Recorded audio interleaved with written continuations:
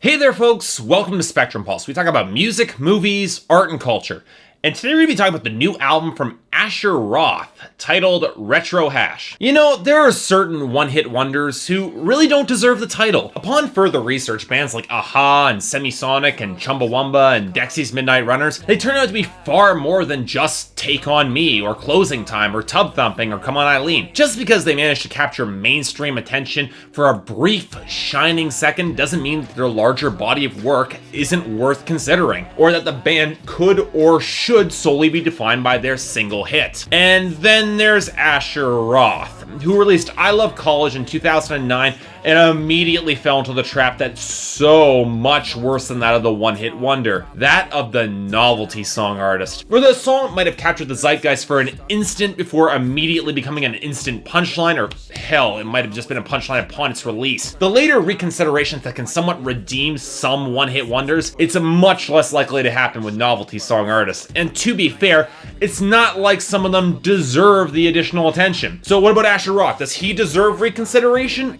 Honestly, I have no idea. Going back to revisit Asher Roth's debut album, Asleep in the Bread Aisle, wasn't exactly a pleasant experience for me. Sure, the production was pretty good, and I liked the college rock-inspired instrumentation, but I couldn't exactly call Asher Roth a great performer. Technically, he wasn't exactly impressive as a rapper, and his stoner douche bro affectation got really insufferable after only a few songs, mostly because it was plainly apparent that Asher Roth wasn't trying. And while there are a few acts that can make the whole not trying thing work for them, Asher Roth was not one of them. Half because his lifeless flow didn't have the wit or punchlines to back it up, and half because the tracks where he actually did step up to the mic and deliver were easily the best on the album. But even with that, I can't really say I like that album. It was smug, it was crass, it was unbelievably petulant at some points, and I was really not a fan of Asher Roth's style. The Beastie Boys had spent their time pretending to be and satirizing dumb frat boys. To see Asher Roth do it completely unironically, it wasn't exactly pleasant. But you know what? To be fair to the guy, he finally got around to releasing his long-delayed sophomore album, and he's claimed it's a major shift in direction. And look, while I'm never one to take an artist directly on his word, I figured what the hell, and I gave RetroHash a couple of lessons. How'd it go? Oh boy. Well, to be blunt,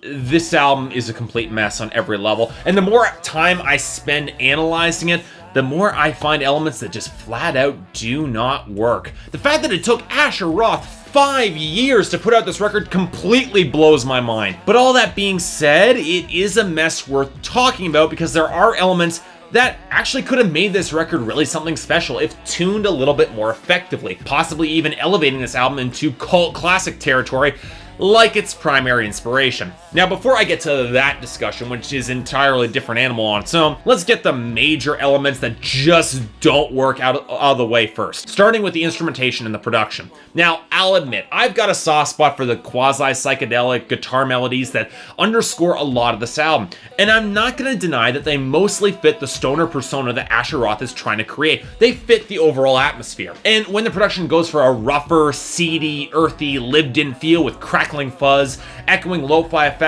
and deeper, more organic beats, it works for me. Hell, even some of the more spacey guitar lines, they weren't bad. But for the most part, the production shoves the guitars to the back of the mix and puts a selection of very stiff beats and electronic effects that really don't feel cohesive with the feel of the album, especially on Tangerine Girl, Pull It, and Something for Nothing. But by far, the worst element of the production is the backing vocals on some of these tracks. They are so lazily off-key, shrill, and poorly performed that they just became a constant source of irritation for me. I couldn't stand them. Now granted, they aren't the only vocals that annoy me, and this takes us to Asher Roth. Let's be honest here, his rapping is only so-so, the flows are simplistic, and they might have some okay detail, but a lot of corny lines, and you can tell he's either not trying or trying way too hard to look like he's not trying. Either way, it's not an affectation that works for me, but what gets even worse is when he tries to sing. Some of the worst tracks on this album are when Asher Roth tries to be a crooner and fails miserably,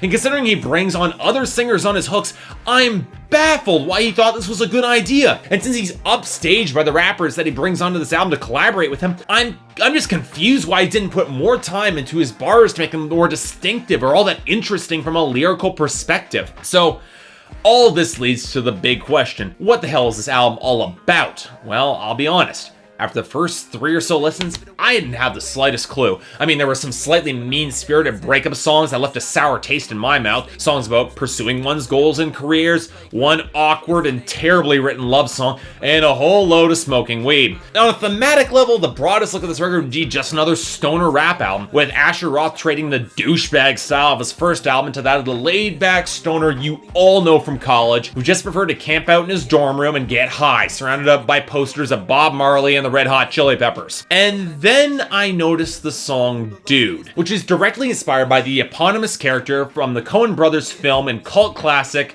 The Big Lebowski. And suddenly, this album started making way too much sense to me. In short, RetroHash seems to be at first glance an album celebrating that iconic character and placing Asher Roth in the same degree of effortless cool. And you know what? It makes a lot of sense. The stoned, existentialist celebration of inanity and just living and abiding harkens back to Jeff Bridges' character of a man left behind from the hippie era and who, well, just abides. And while Asher Roth never directly says the catchphrase, you can tell with songs like Fast Life, Be Right, and Parties at the Disco that he's trying to emulate that particular affectation. And honestly, there are points where he gets kind of close to it. But there are some problems with this. The first being that Asher Roth, he's not Jeff Bridges, and he's not the Coen brothers. And his miscellaneous commentary about modern life, even just the little details that don't matter, they really don't add up to much beyond vague hippie pablum. And even then, it feels disingenuous placed up against songs like Pot of Gold. If you're trying to tell people to avoid the fast life on songs like Fast Life, why are you then trying to live some brand of it yourself and trying to be this baller rapper? Because it doesn't fit. And coupled with songs that seem to mull more on Asher Roth's complicated relationships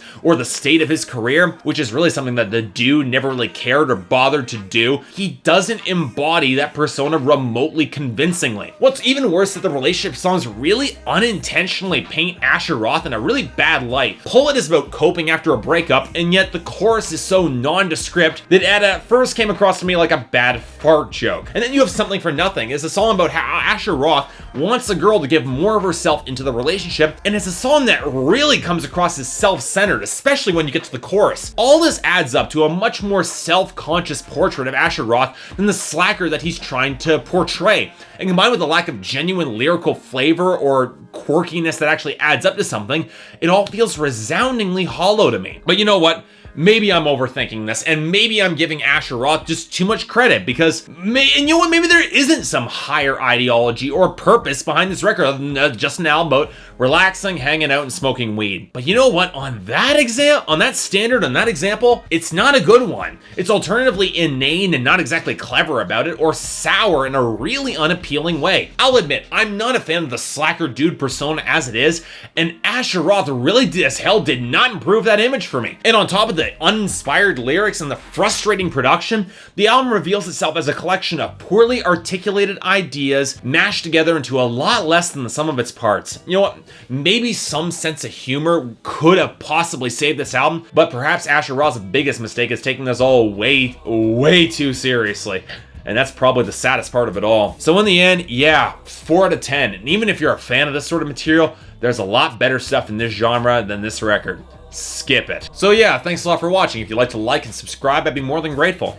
If there's anything I might be able to do to improve my presentation, or if there's any other albums coming out this year you'd like me to take a look at, I'd be more than happy to give them a listen. Until then, I'm Mark. I'll see you next time.